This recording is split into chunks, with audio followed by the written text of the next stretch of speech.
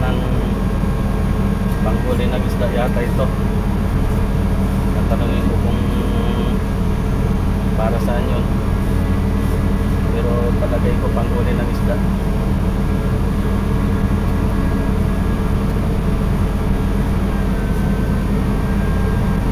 Ayun yung matanda na yan sa puno, magawa siya ng panghuli ng isda. Palagay ko nga kung para saan yung ginagawa niya.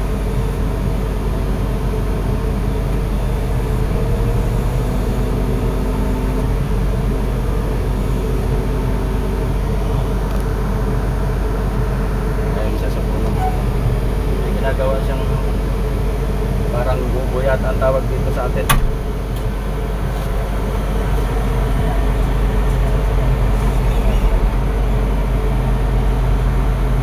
Ito yung ginagawa niya. Kasi para fish ne? Panghuli ng isda. Para fish. Fish eh. Ne?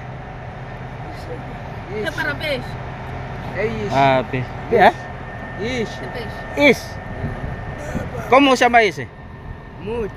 ¿Ah? Se llama mucho. Mucho. Mucho. Mucho. Mucho. Mucho daw ang tawag nito, mucho. Mucho. En portugués se llama mucho. ¿Es en portugués o qué? Chocue. Tagyog. Chocue. En portugués es musua. ¿Cómo se llama en portugués? Es Musua. musua. Ah. Musua. ¿Cuándo portugués? Musua. Okay. No, chocue. Mucho. Mucho. Portugués? Musua. Musua. Musua pala. Okay, ginagawa ni tatay. Yeah. Obrigado ne. So, pequeno fish entra. Nada grande.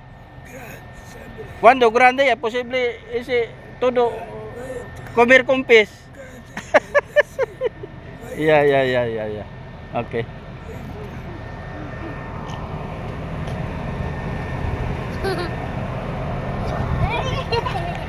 Wingi we.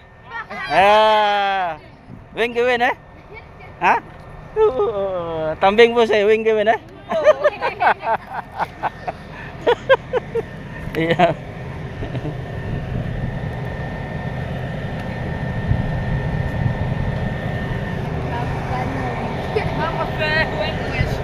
Muito wingi we, bisa no?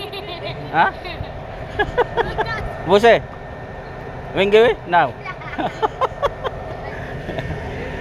Yan ang ginagawa ni tatay. Panghuli daw pala ng isda, maliliit na isda. Tuloy ko na yung trabaho.